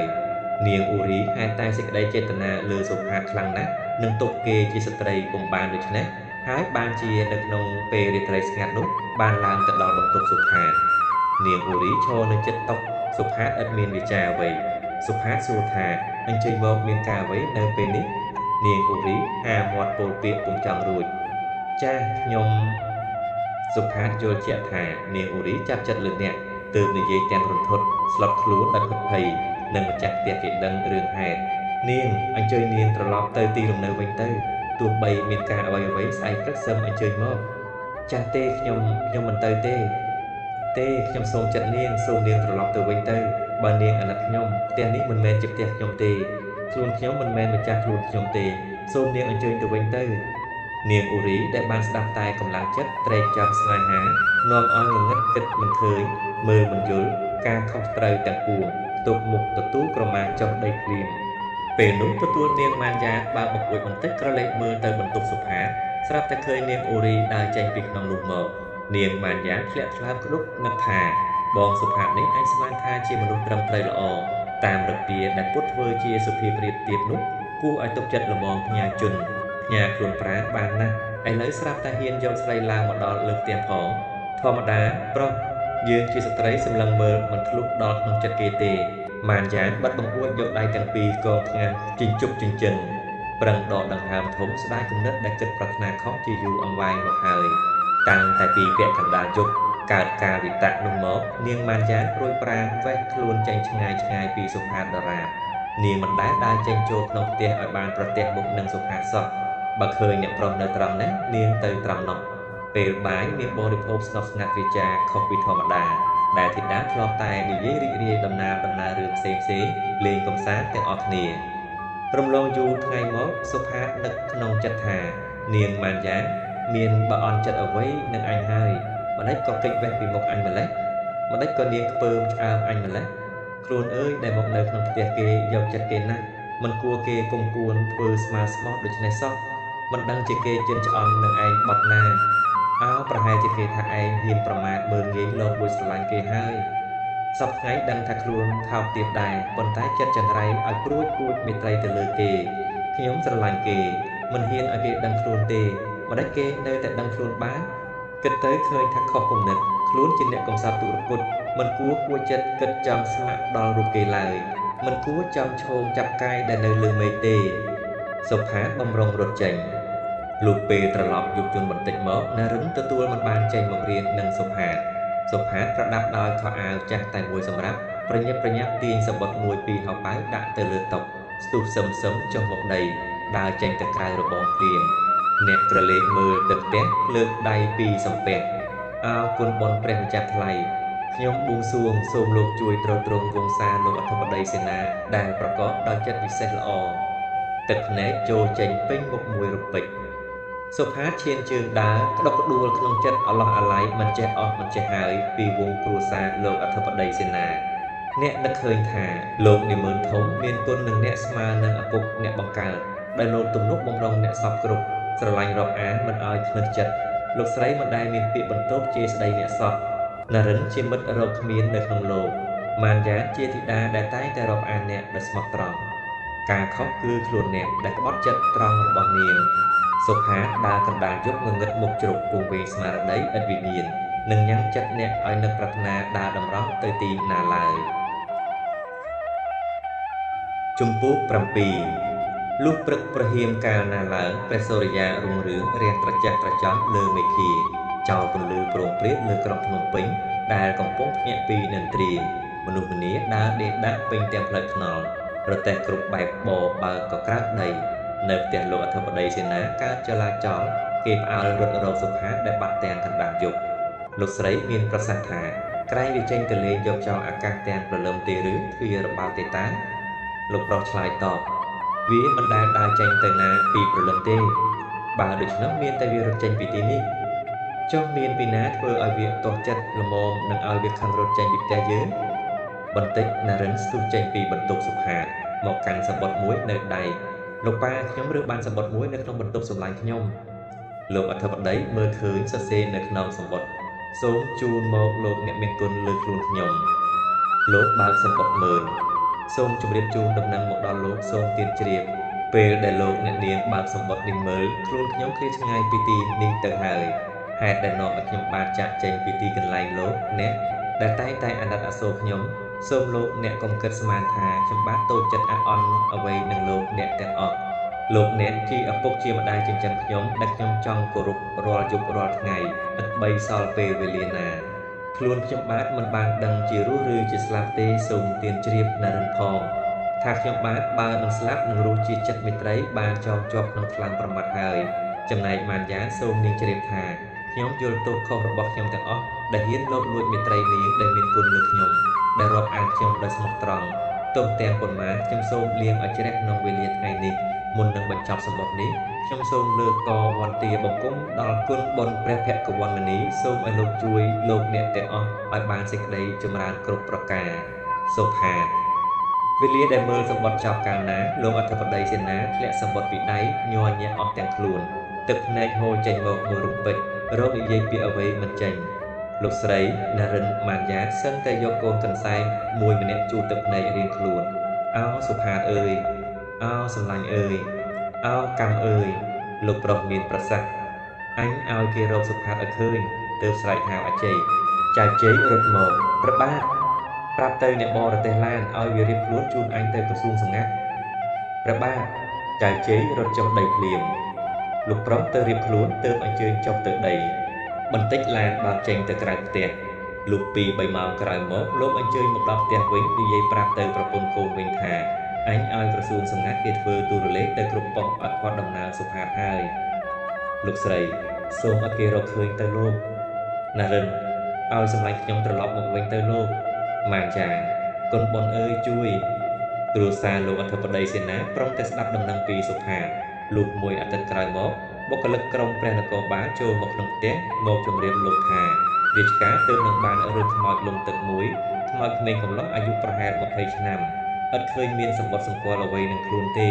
រាជការស្មានថាជាខ្មោចឈ្មោះសុផាតរត់ចេញពីផ្ទះព្រះដេចគុណលោកអធិបតីសេនាឮតែប៉ុណ្ណោះទន់ខ្លួនហាក់បាត់ស្មារតីលោកស្រីស្រែកទ្រហោយំណារិនខ្មៅមកឯរត់ទៅពួនយំម៉ានចានងងឹតបុកជ្រប់ស្ទុះទឹកក្នុងបន្ទប់ដណ្ដប់ហួយទ្រហោយំតែម្នាក់ឯងបុគ្គលិកក្រុមព្រះនគរបាលលាទៅមន្ទីរគេវិញខ្ញុំកំដរទាំងប៉ុន្មានលុះឮដំណឹងគ្រប់គ្នាស្ទុះមកយំត្រហើងអើងកងរំពងពេញទាំងផ្ទះគួរឲ្យអាណោចអាធម្មណាស់ក្រោយមកលោកអធិបតីសេនានិងគ្រួសារលោកនាំគ្នាយកខ្មោចនោះមកធ្វើបុណ្យដុតដាកាន់ទុកសពខ្លួនលោកអធិបតីនិយាយទៅប្រពន្ធអូនកម្មបងអ្វីក៏ម្លេះអូនឯងឥតកូនមួយវេលាដែលបងបានដឹងសុផាតនេះជាកូនរបស់បងអរខ្លាំងណាស់ទទួលកម្មអ្វីមកបំរាស់ចេញវិញអោស្ដាយតែពុំបានធ្វើឲ្យគ្នាដឹងខ្លួនថាបងនេះជាឪពុកអាណិតតែកំសត់ប្រមោយឯកានៅស្រុកស្រែរួចខំតាមមករកបងនៅភ្នំពេញអ្នកបងមិនគួរបំបិទបំបាំងការស្វែងរករបស់គ្នាទេអូនអើយនេះគឺបងស្រឡាញ់កូនបងមិនចង់ប្រាប់ឲ្យវាដឹងភ្លាមថាបងនេះជាឪពុកពីព្រោះបងមិនចង់ឲ្យវាអាងថាខ្លួនវាមានឪពុកជាអ្នកធំអ្នកមានហើយបោះបង់ការរៀនសូត្រចេញបងចង់ឲ្យវាដឹងថាខ្លួនវាជាកូនកំព្រាគឺអ្នកកំសត់ខ្លាំងហើយគេយកមកទំនុកបំរុងឲ្យរៀនបងចង់ឲ្យវាចេះខ្លាចចិត្តគេហើយខំរៀនឡើងបងព្រមតែនឹងប្រាប់វាដែរនេះគឺអកុសលរបស់វាបុណ្យកសាងមកតិចពីអតីតជាតិមកអ្នកបងលាក់បាំងអ្វីខ្ញុំបំរុងតែផ្សំគុំវានឹងបានយ៉ាងដែរនិយាយពីណារិនវិញអ្នកកើតទុកបរិភោគអាហារអ្វីសឹងតែពុំបានពេលដំណេកពេលរៀនអ្នកស្រមៃឃើញតែមុខសម្លាញ់អ្នកចំណែកនាងម៉ានចាននាងព្រួយប្រានលើអ្នកទាំងអស់នាងគិតថាសុផាតលោតទឹកស្លាប់គឺព្រោះនាងសុផាតស្រឡាញ់នាងពិតគួរឲ្យស្ដាយរូបនិងអរិយាបថរបស់អ្នកប្រុសណាស់រាល់តែថ្ងៃរាល់តែយប់នាងយំសោកសង្រេងសង្រៃអាឡ័យអាឡោះអ្នកប្រុសថ្លៃដែលប្រឡាយខ្លួនបងពីព្រោះតែកំហុសរបស់នាងរំលងយូរមកមានកូនអ្នកមានម្នាក់ឈ្មោះសំណាងចូលមកដណ្ដឹងនាងម៉ានចានលោកអធិបតីក៏ពុំយល់ទោសប្រពន្ធលោកក៏ព្រមឲ្យប៉ុន្តែម៉ានចាននិយាយអង្វរចិត្តឪពុកម្ដាយចិញ្ចឹមឲ្យបង្អង់សិន នាងគ្មានចិត្តគិតដល់ប្រុសដតីក្រៅអំពីខ្មោចលំទឹកសោះសំណាងឧស្សាហ៍ចូលមកញឹកញយសួរលោកអធិបតីសេនាពីចិត្តធីតាថ្ងៃមួយលោកប្រុសលោកស្រីហៅកូនមកទើបសួរថាកូនឪពុកម្ដាយចង់ឲ្យកូនសម្រេចរឿងគេដណ្ដឹងនាងឲ្យឆាប់ឡើងឯចិត្តឪពុកម្ដាយចង់ឲ្យតែកូនព្រមព្រៀងទៅសំណាងជាកូនគេអ្នកមានពូជពងវងត្រកូលទ្រព្យសម្បត្តិគេក៏ច្រើនចំណេះវិជ្ជាគេក៏បរិបូរណ៍ចូលនាងព្រមតាមឪពុកម្ដាយទៅនាងម៉ានយ៉ាងសំពះឪពុកម្ដាយឥតមានស្ដីអ្វីមួយម៉ាត់យើងអរគុណនឹងកូនព្រមតាមចិត្តយើងហើយជំពូក8ការដែលពិតនោះសុផាតមិនមែនស្លាប់ទេខ្មោចលងទឹកដែលគេរើសបានគឺមនុស្សដទៃព្រួយពីរឿងផ្សេងលោតទឹកសម្លាប់ខ្លួនបងលោកអធិបតីសេនានិងគ្រួសារលោកទាំងអស់មើលខ្មោចនោះមិនយល់ដោយវាហើមខ្លាំងពេកណាស់សុផាតដែលរត់ចេញពីផ្ទះលោកអធិបតីសេនាដើរតម្រង់តាមផ្លូវកំពតទើបបត់ទឹកត្រុកតាមវាលស្រែចូលទៅក្នុងភូមិថ្មគឺនោះលុះដោយអារម្មណ៍នាំឲ្យព្រួយចិត្តខ្លាំងសុផាតភាំងវិញ្ញាណវល់គំនិតគិតអ្វីមិនលិចទទួលដើរមកដល់ផ្ទះមេស្រុកសុកក៏ចូលទៅមេស្រុកសួរថាអ្នកឯងមករកអ្វីខ្ញុំសូមសំណាក់នឹងលោកអ្នកឈ្មោះអ្វីធ្វើការរកស៊ីអ្វីបាទខ្ញុំបាទឈ្មោះផនស៊ីរកទទួលទានធ្វើជំនួញក្នុងវេលាឆ្នាំនេះខ្ញុំបាទជួញខាតប្រាក់អស់គេពីឪពុកម្ដាយជាការនាំអាការវិតក្តុកក្តួលក្នុងចិត្តរត់ចោលស្រុកមកសូមសំណាក់នឹងលោកបណ្ដោះអាសន្នសិនខ្ញុំបាទបានចំណេះវិជ្ជាបន្តិចបន្តួចនិងសូមជួយលំហែកម្លាំងលោកទម្រាំតែខ្ញុំបាទបានស្បាយពីទុកនិងលាលោកត្រឡប់ទៅស្រុកវិញមេស្រុកសុកមើលមុខផនស៊ីយល់ថាមានទឹកមុខព្រួយមែនទើបនិយាយថាមានអីប៉ុន្តែអ្នកឯងកាន់គំនិតឲ្យត្រឹមត្រូវមេស្រុកសុកមិនបានជឿជាក់ចិត្តផនស៊ីទេតាំងតែពីថ្ងៃដែលសុផាតមកនៅជាមួយនឹងមេស្រុកសុកអូលសរសើរប្រាជ្ញាខ្លារបស់ស្មៀនថ្មីមិនចេះដាច់ពីមាត់លុះរំលងយូរបន្តិចមកមេស្រុកកាន់តែទុកចិត្តស្មៀននោះឡើងវេលាស្ងាត់មេស្រុកនិយាយទៅកាន់ប្រពន្ធធានពីដើមអញស្មានថាផនស៊ីជាមនុស្សអាវ៉ាសែឲ្យដល់អញព្រមឲ្យនៅជាមួយអញព្រមតែនឹងស្ទាបចាប់រឿងអ្វីមួយនឹងបញ្ជូនខ្លួនវាយកទៅជូនលោកចៅវាយស្រុក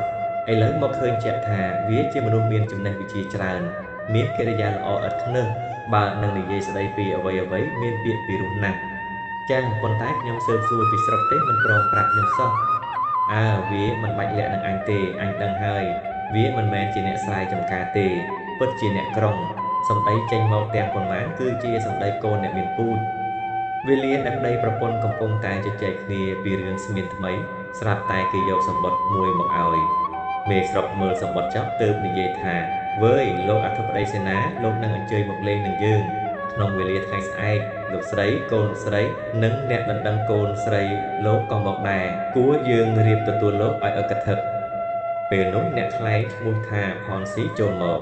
លោកមេស្រុកក៏និយាយប្រាប់សពគ្រប់ពីដំណើរលោកអធិបតីសេនានឹងអញ្ជើញមកលេងសុផាតភ្ញាក់ខ្លួនមិនមាននិយាយស្រដីអ្វីលោកមេស្រុកនិយាយមកទៀតថាផនស៊ីមិនដេចឯងនៅស្ងៀមប្រែទឹកមុខយ៉ាងនេះបាទទេខ្ញុំរវល់តែគិតឆ្ងាយណាស់ការទទួលនិមន្តធំមិនជាការងាយទេតាមតែគិតឲ្យច្រើនតើត្រូវមានអ្វីខ្លះ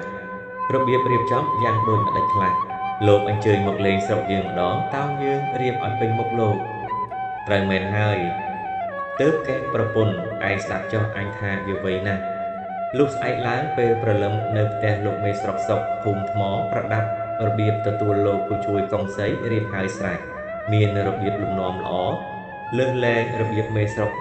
ស្រែទាំងពួងទាំងមេស្រុកទាំងកូនស្រុកសឹងសរសើរស្នាដៃអ្នករៀបចំគឺផនស៊ីហេតុដូចម្ដេចបានជាលោកអធិបតីអញ្ជើញមកឃុំថ្មីខ1ពីព្រោះលោកធ្លាប់រាប់អានស្គាល់មេស្រុកសុកជាយូរមកហើយខ2ពីព្រោះលោកចង់លំហែទុកសោកស្ដាយកូនលោកដែលទទួលអនិច្ចកម្មក្នុងទឹក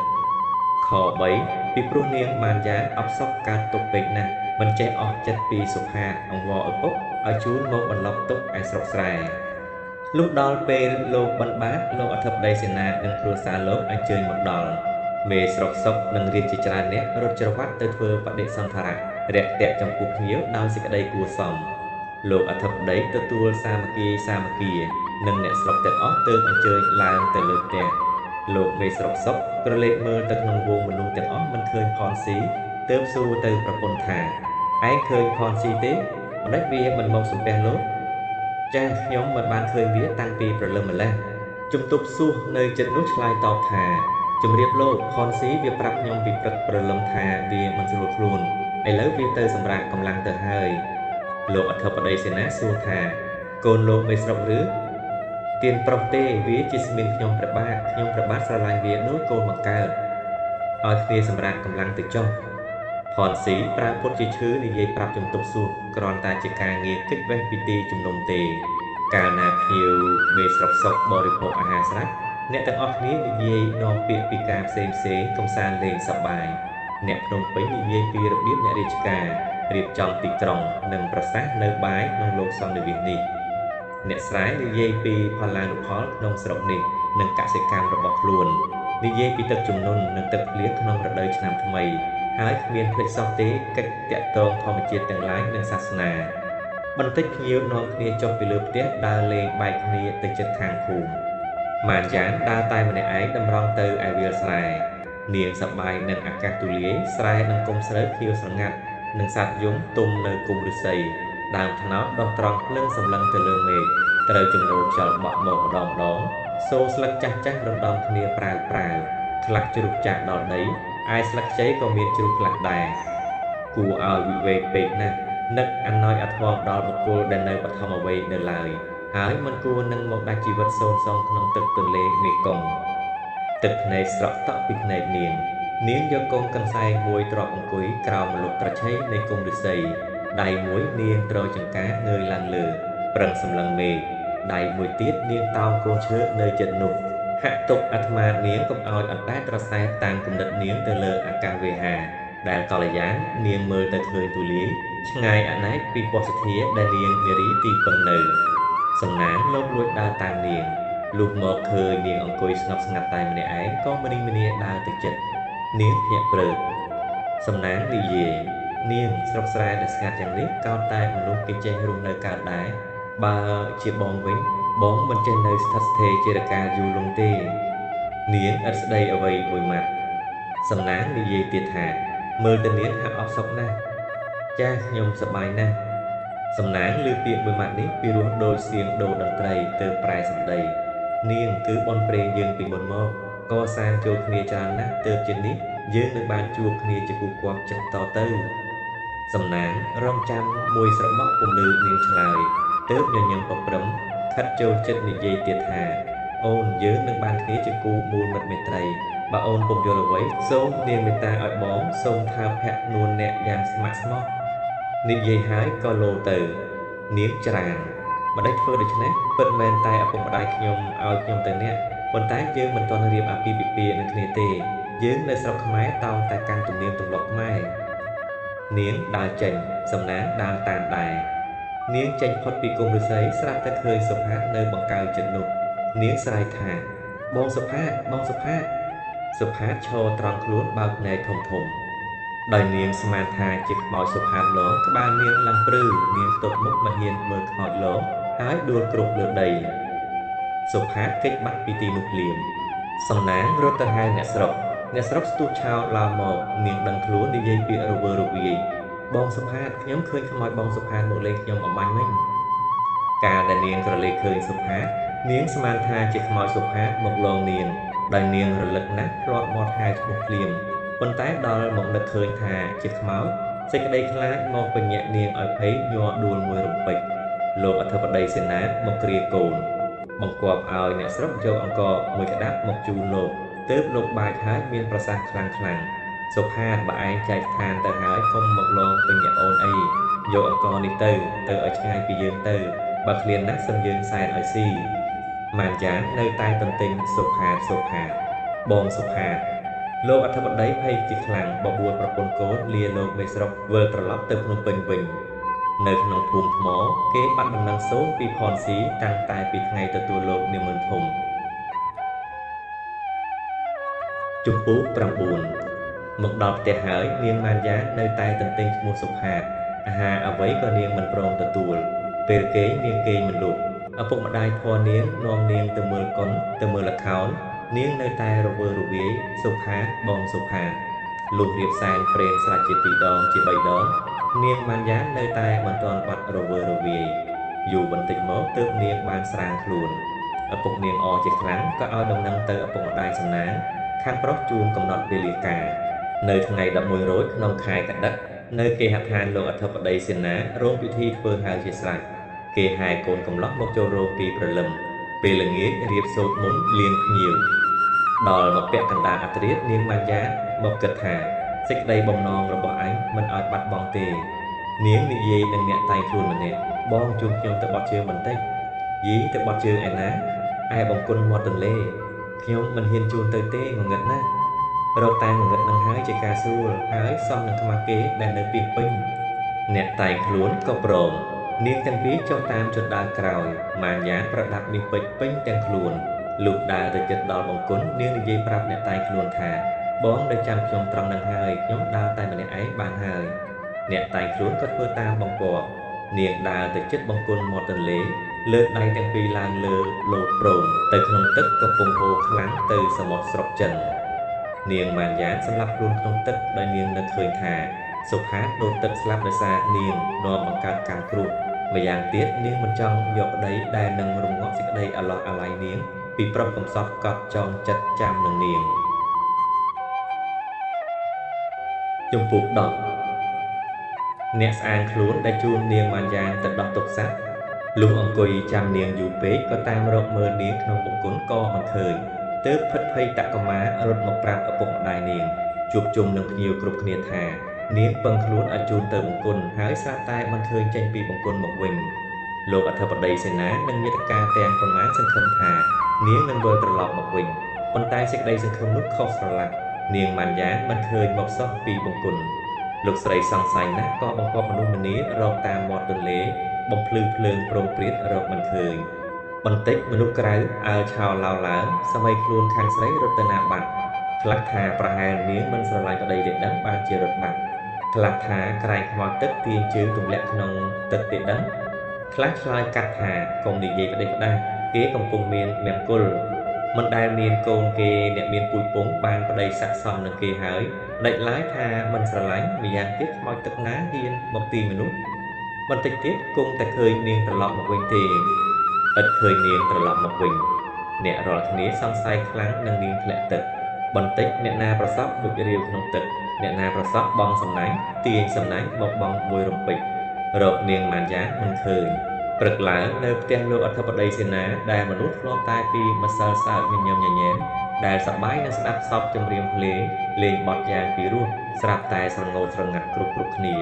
ងាកមើលទៅម្នាក់ធ្លាក់ទឹកមុខងាកមើលទៅម្នាក់ទៀតចេញទឹកភ្នែកស្រស់ស្រាក់មើលទៅម្នាក់ទៀតអង្គុយត្របោមក្បាលជង្គង់ទឹកភ្នែករហាអ្នកទាំងអស់សុទ្ធតែស្រយិតក្នុងចិត្តអាណិតអាឡោះអាល័យនាងម៉ានយ៉ា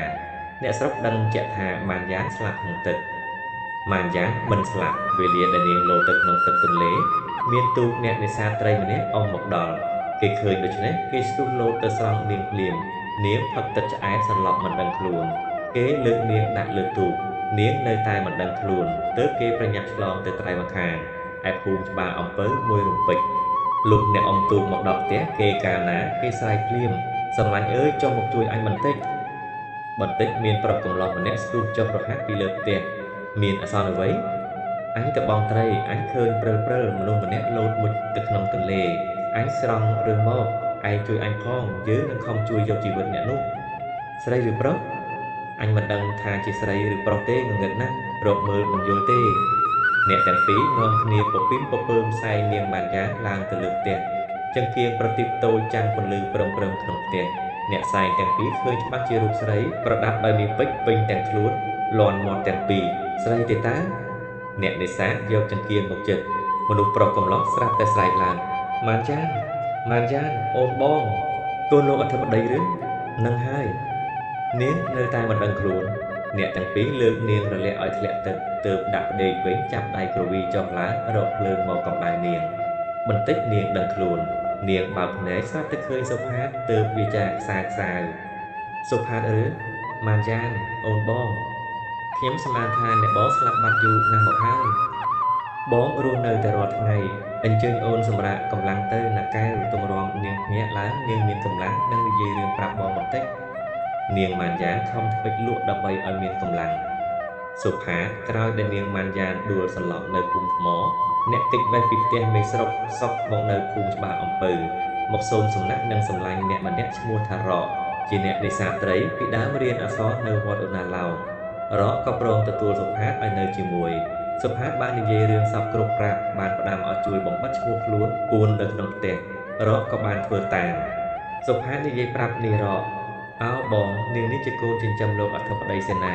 មានគុណក្រាស់លើខ្ញុំពីព្រោះតែខ្ញុំស្មានខុសថានាងស្អប់ធ្វើខ្លួនខ្ញុំបានជាខ្ញុំរត់ចេញពីផ្ទះលោកអធិបតីមកនាងប្រកាសជាមានចិត្តបែតៃលើខ្ញុំរឿងនេះនៅភូមិថ្មជាផុសតាងស្រាប់អូនអើយរឿងមនុស្សស្រីហើយនិងមនុស្សប្រុសចងចិត្តនឹងគ្នាហើយមិនដឹងតែសោះខ្លួនមានច្រើនណាស់បន្តិចនាងម៉ានយ៉ាបើកភ្នែកភ្ញាក់សុផាតនិយាយអូនគេងបន្តិចទៅណាចាស់ខ្ញុំមានកម្លាំងណាស់ហើយសុផាតស្ទុះទៅដួសបបរដែលខ្លួនដាំទុកទៅយកផ្លែឈើអូនអញ្ជើញញ៉ាំបបរចេកម៉ានយ៉ាញញឹមអញ្ជើញសុផាតឲ្យបរិភោគជាមួយនឹងនាងសុផាតក៏ធ្វើតាមបង្គាប់លុះបរិភោគស្រេចសុផាតសួរនាងថាអូនហេតុអ្វីក៏នាងមកលងទឹកដូច្នេះម៉ានយ៉ាមិនស្រដីទើបសួរវិញថាហេតុអ្វីក៏អ្នកបងរត់ចេញពីផ្ទះលោកឪពុកខ្ញុំអូនបងនិយាយប្រាប់អូនឲ្យអស់ទៅចុះបងស្មានមកថានាងស្អប់ពើមលើរូបបងណាស់មិនដឹងជាហេតុអ្វីស្រាប់តែអូនគេចវេះពីមុខបងលេងនិយាយលេងនឹងបងតូចចិត្តនឹងខ្លួនបងដែលជាអ្នកសោកសោយហើយហ៊ានលួចលោកមេត្រីលើនាងអោអ្នកបងនាងណាមួយដែលចេញពីបន្ទប់អ្នកបងមកក្នុងវេលាម៉ោង1ភ្លឺយប់ថ្ងៃ14កើតខែចែកសុផាតនឹកឃើញអូនក្នុងវេលាយប់នោះនាងអ៊ូរីចូលទៅក្នុងបន្ទប់បងអង្វរឲ្យចេញទៅវិញម៉ានយ៉ានញញឹមតែស្វានឹងជែកក្អែកនឹងពងមាន់អូនបងលើកដៃមួយឡើងសុផាតលើកដៃស្ដាំស្បត់ចិត្តមេត្រីរបស់បងមានតែរូបអូនមួយពិតម៉ានយ៉ានស្រក់ទឹកភ្នែកសុផាតស្ទុះយកកូនកន្សែងមួយមកជូតឲ្យនាងទើបនិយាយថាអ្នកបងក្រោយដែលអ្នកបងចាក់ចែងពីផ្ទះខ្ញុំមកមានគេរើសបានខ្មោចមួយអ្នកទាំងអស់គ្នាស្មានថាជាខ្មោចអ្នកបងបានទាំងយកខ្មោចនោះមកដុតដាផងក្រោយមកទៀតឪពុកខ្ញុំក៏ឲ្យខ្ញុំទៅសំណាងដែលខ្ញុំឥតចិត្តគិតមេត្រីសោះវេលាដែលរៀបការខ្ញុំបំរុងតែបំផ្លាញជីវិតបងក្នុងទឹកទន្លេតាមអ្នកបង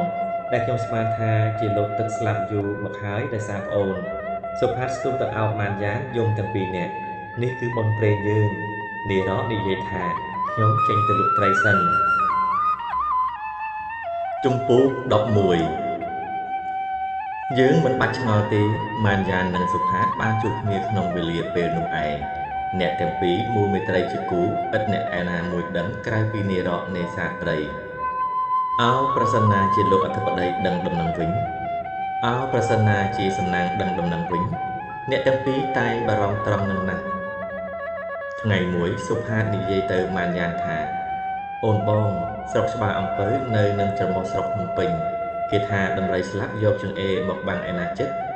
បើយើងមិនជៀសចេញពីទីនេះបើមិនយូរក៏ឆាប់គេនឹងដឹងដំណឹងពីយើងគួរយើងចេញពីទីនេះទៅខ្លួនប្អូនជាស្រីតាមតែគំនិតអ្នកបងទេវេលាដែលនារ៉មកពីនេសាទត្រីសុផាតនិយាយប្រាប់ថាសម្លាញ់មានគុណនឹងខ្ញុំណាស់ប៉ុន្តែយើងនៅស្ថិតស្ថេរក្នុងស្រុកនេះទៀតមិនបានទេក្រុងភ្នំពេញនៅចិត្តបង្កើយគេថាផ្លូវហើយវែងមាត់មនុស្សវែងជាងផ្លូវទៅទៀតយើងសូមលាសម្លាញ់នឹងចេញពីទីនេះនារ៉បើកភ្នែកធំកុំអាលអញ្ជើញទៅណាខ្ញុំចិញ្ចឹមសម្លាញ់ឯងពីអ្នកមិនបានឬក្នុងរវាងមួយខែពីរទៀតខ្លាចអ្នកណាយើងសុខចិត្តស្រឡាញ់គ្នាហើយគ្មានអ្វីធំជាងចិត្តទេឪពុកម្ដាយឲ្យមានប្តីប្រពន្ធមិនគប់ចិត្តថ្ងៃក្រោយមិនមែនឪពុកម្ដាយទេដែលទទួលការខុសត្រូវលើជីវិតយើងក្នុងជាតិនេះសម្លាញ់និយាយនេះត្រូវម្យ៉ាងហើយប៉ុន្តែប្អូនសម្លាញ់ឯងនេះមានគេជូនអីវ៉ាន់ច្រើនណាស់ការដែលគេចូលដណ្ដឹងអីវ៉ាន់នៅជាប់នឹងខ្លួននាងផងបើគេដឹងថានាងរស់ជីវិតនៅជាមួយខ្ញុំគេនឹងអូសអស់ជាមិនខានគេប្តឹងចក្រមធ្វើទៅផងនារ៉ឈប់មួយស្របក់សម្លាញ់គិតឃើញយ៉ាងដូចម្ដេចស្រួលគិតទៅចុះលុះប៉ុន្មានថ្ងៃក្រោយមកសុផាតនិងម៉ានយ៉ាននាំគ្នាទៅនៅក្នុងស្រុកមួយឆ្ងាយបន្តិចពីទីរួមខេត្តស្វាយរៀងសង្សារទាំងពីរព្រមព្រៀងគ្នាលុបខ្សែមាសខ្សែពេជ្រតូចទិញបានជាទីលំនៅជាដីស្រែវេលាដែលសុផាតទៅកាប់គាស់ដីដាំដំណាំម៉ានយ៉ាននៅផ្ទះថែរក្សាទ្រព្យសម្បត្តិមើលខុសត្រូវក្នុងផ្ទះក្រៅផ្ទះដាំបាយធ្វើម្ហូបអ្នកទាំងពីរដូចលលោកញីឈ្មោលស្រឡាញ់គ្នាហាក់ថ្លើមមួយប្រមាត់មួយ អ្នកស្រែនៅក្នុងភូមិមានផ្ទះនៅជិតខាងសឹងតែស្រឡាញ់រាប់អានអ្នកចំណូលទាំងពីរអ្នកនេះណាស់អ្នកទាំងអស់ស្មានថាជាប្តីប្រពន្ធពេញច្បាប់ឥតអ្នកឯណាដឹងឬកែវបន្តិចសោះខែជិះចូលមកដល់ទឹកភ្លៀងធ្លាក់កាន់តែច្រើនអ្នកធ្វើស្រែរាល់គ្នាម្នីម្នាភ្ជួររាស់ដីយ៉ាងមាំទាំ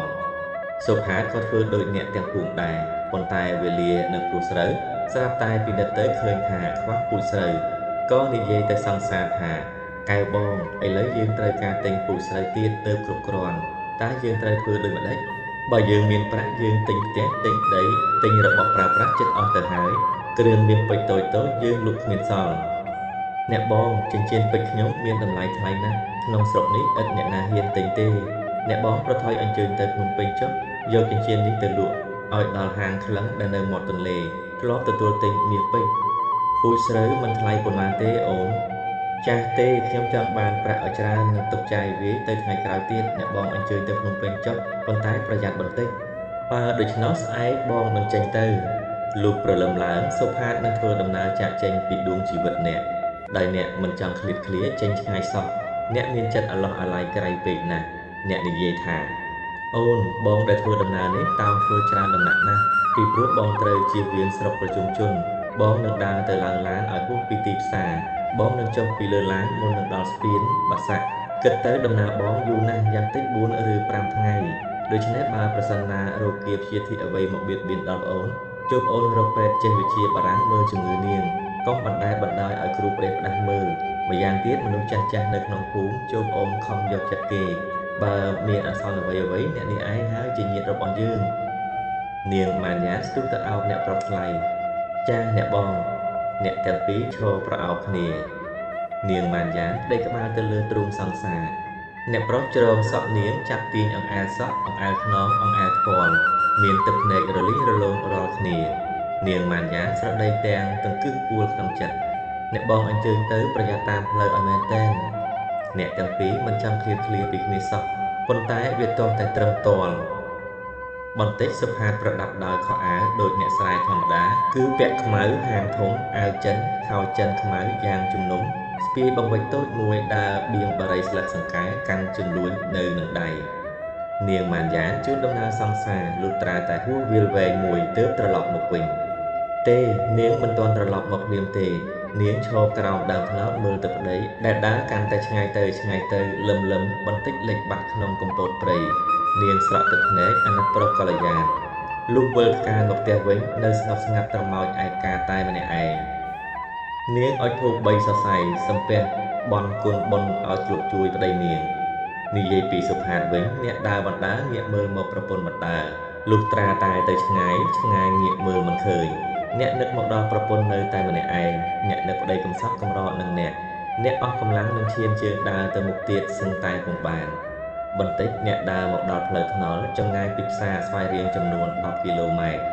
ឡានមួយមកពីព្រៃនគរបើកមកដល់សុផាតហៅឈប់ទើបឡើងជិះឡានបើកផុតពីព្រែកអ្នកលឿងបន្តិចគោមួយចេញពីវាលស្រែមកអ្នកបើកឡានស្មានថាជាគោនៅស្ងៀមក៏មិនបង្អង់ម៉ាស៊ីនគោនោះរត់កាត់ផ្លូវមួយរំពេចទង្គិចនឹងឡានកាន់គោស្លាប់ឡានប្រឡាប់ភ្លាមអ្នកជិះមានរបួសច្រើនសុផាតសន្លប់មិនដឹងខ្លួនគេយកអ្នកត្រូវរបួសទាំងអស់ទៅមន្ទីរព្យាបាលរោគនាងម៉ាន់យ៉ានៅម្នាក់ឯងឯខេត្តស្វាយរៀងនាងរលឹកនឹកប្តីសពទិនទិវារាត្រីមិនដែលដាច់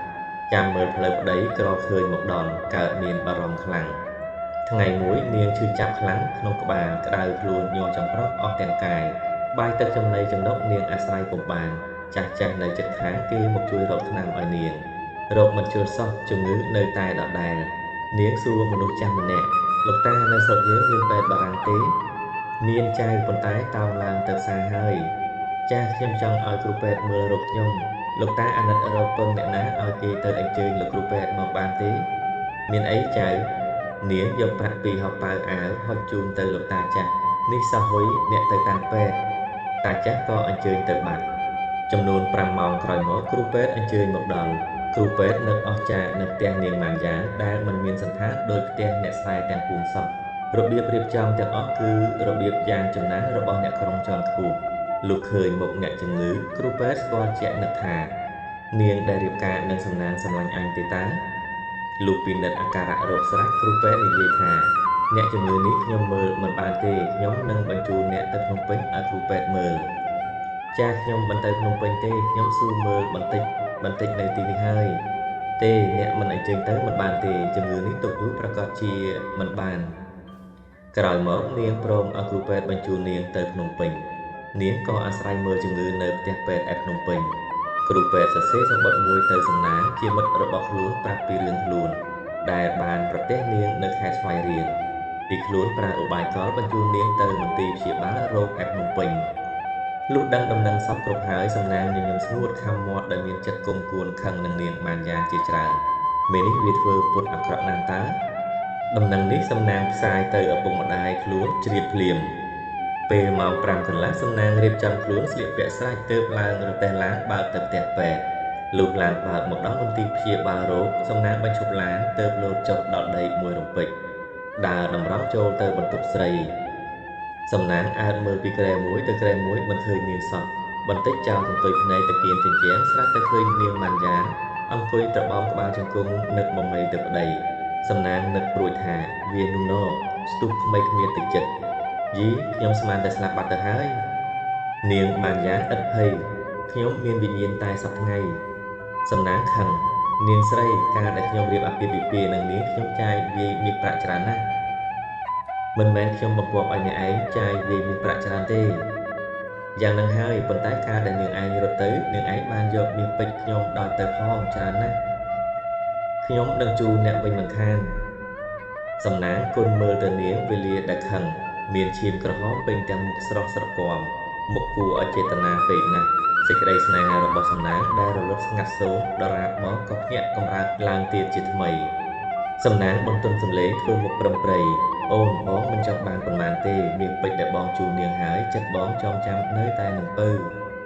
ចូលអ្នកបំភ្លេចខ្ញុំឲ្យជ្រះស្រឡះទៅទេអូនបងសួរស្លាប់ជាជាងទេអ្នកសំណាងខិតចូលកាន់តែជិត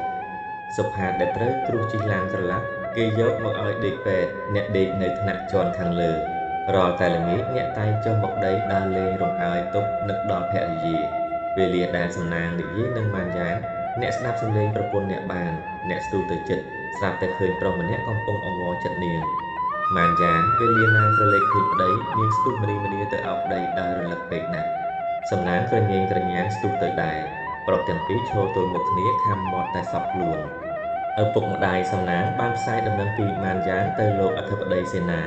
អុកញ៉ាសួនកាលណាលោកបានជ្រាបថាម៉ាន់យ៉ានគង់ជីវិតលោកប្រញាប់អញ្ជើញទៅមន្ទីរពេទ្យភ្លាម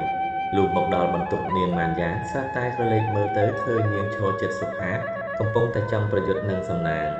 លោកត្រេកអរឥតឧបមាស្ទុះប្រញាប់សុផាតម៉ាន់យ៉ានអ្នកទាំងពីរស្ទុះមកអោបបាតជើងលោកញញឹមមានប្រសាសន៍ថាក្រោកអ្នកទាំងពីរធ្វើតាមបង្គាប់សំណាងនៅស្ងៀមឥតវិចារអ្វីលោកអធិបតីសេនាសួនចាប់ដៃសុផាតទាំងពីរកូនប្រុសឯងជាកូនអញបង្កើតអញនេះហើយឈ្មោះសួនពីដើមអញធ្វើបាឡាក់នៅស្រុកសេរីសុភ័ណ្ឌឪពុកស្មានថាជាអ្នកស្លាប់យូរដាស់មកហើយទើបលោកបែរមកចាប់ស្មាម៉ានយ៉ាងទាំងពីរកូនស្រីឪពុកស្មានថាកូនលងទឹកស្លាប់សុផាតនិងម៉ាន់យ៉ាស្ទុះទៅអោបឪពុកជាថ្មីទៀតហូរទឹកភ្នែកសស្រាក់អុកញ៉ាសួនអញ្ជើញទៅជិតសំណាងទើបមានប្រសាសន៍ថានាងបណ្ណាការទាំងប៉ុន្មានដែលអ្នកបានជូនខ្ញុំនឹងបង្វិលជូនទៅអ្នកវិញឲ្យគ្រប់ចំនួនខ្លួនអ្នកមិនមែនជាគូព្រេងនិងក្មួយប្រពន្ធខ្ញុំទេនាងម៉ាន់យ៉ាមានចិត្តចេតនាតែលើកូនខ្ញុំនេះលោកចង្អុលសុផាតខ្ញុំនឹងផ្សំផ្គុំរៀបការអ្នកទាំងពីរឲ្យបានគ្នាជាភរិយាស្វាមីតទៅសំណាងសំពះលាលោកឈោកមុខដើរចេញប៉ុន្មានថ្ងៃក្រោយមកគេរៀបការសុផាតនិងម៉ាន់យ៉ាយ៉ាងឥតគិតកក្រឹកកក្រែងក្នុងបណ្ដាភ្ញៀវទាំងប៉ុន្មានមេស្រុកសុកនិងមេរកសាច់អាក់ក្អាយជាងគេទាំងអស់បាទរឿងសុផាតចប់ត្រឹមតែប៉ុណ្ណេះសូមអរគុណ